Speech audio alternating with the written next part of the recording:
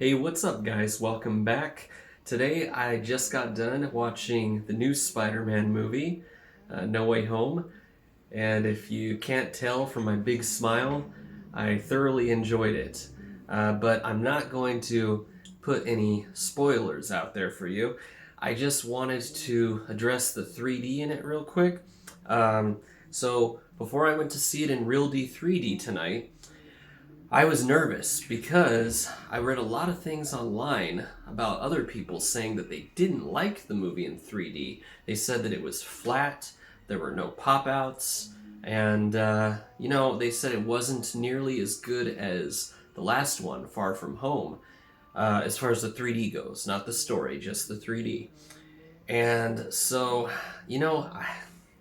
I know that it sounds pretty cliche to say, oh, well, it had to have been your movie theater. But I'm sorry for whoever is saying that out there. It has to be your movie theater because this movie was freaking amazing in 3D. So far, the last few Marvel movies I've seen in 3D were Shang-Chi, Eternals, Eternals, then Shang-Chi, and then Black Widow. Um, and yeah, I mean, Black Widow had great 3D. Eternals had pretty good 3D. Shang-Chi, I thought it could have been better, but this movie, oh my goodness. I mean, I'm not gonna say anything it's hard for me to talk about it, to give specific scene references because I don't want to spoil anything for you.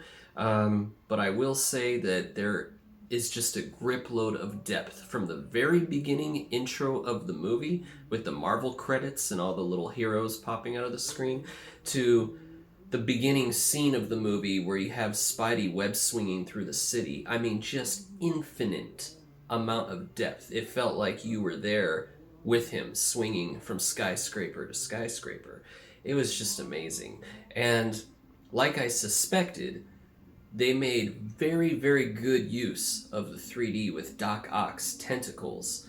No, I'm not spoiling anything. Everybody should already know that Doc Ock is in the movie because he was in the preview, so meh.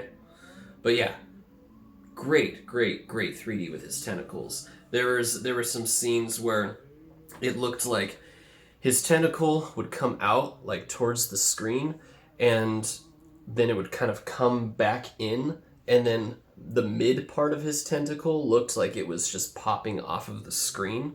And there were so many scenes like that, and there were a lot of scenes where they would hold out objects like well, I don't know. I don't want to say anything. Let's just say for the sake of spoiling anything, let's just say it's a metal object, stick it out, and it's just protruding out of the screen. And it's just, I really can't see how some people didn't like this movie in 3D.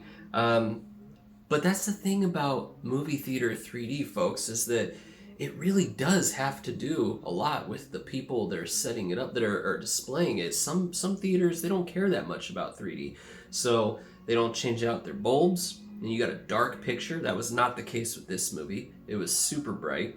Even the dark scenes in the movie had excellent depth, excellent layers of separation. Um, the colors, they were punchy. They looked great too. Um, Sometimes it just isn't calibrated right, and I've heard of people going to complain to their manager. So I've certainly done it once, to tell them about their bad experience and to check their equipment and make sure that everything's up to par. And usually they give you a credit to come back and see the movie again, and they fix the issue by then. I honestly think that that's what the issue must be for some of the people out there that have seen the movie and said that they didn't like the 3D.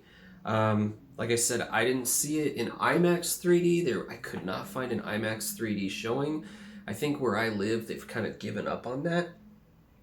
I saw it in Real D 3D, and I had to go an hour and a half out of town to see it because my local theaters, and I have multiple theaters here where I live, they don't take care of their stuff there either. And I've noticed with the last couple movies that I saw in 3D, it wasn't the greatest, and I knew that it had to be their equipment, and I got tired of having to complain. So I ended up just going out of town to a really really nice cinema, and where they do care about 3D, and it looks phenomenal. I mean, almost as if I'm watching it at home on my LG OLED.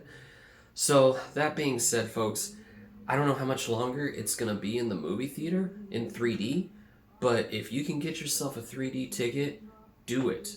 And if the theater that you normally go to you feel like doesn't show very good 3D, then don't waste your money. Just if you can, try and find a place that you know cares more about the 3D technology, and I don't know, give them a call, ask them if their projectors are up to date, if they've got fresh light bulbs in there. Do what you need to, because this is a movie that you don't want to miss out in 3D. That being said, I'm probably going to see it a second time. This time I'll see it in 2D and IMAX, because it was just freaking epic. Oh my god! The possibilities are endless here. So yeah, just take my word for it. It's something that you're gonna want to see, and I hope to God we get a 3D Blu-ray for it, because I know it's not Disney, it's Sony, and if it were Disney, we might get that Japanese release, which I would happily pay a lot of money to get. But it's Sony, and they didn't release Venom Let There Be Carnage on 3D Blu-ray, so I'm a little worried. But hopefully everything will work out.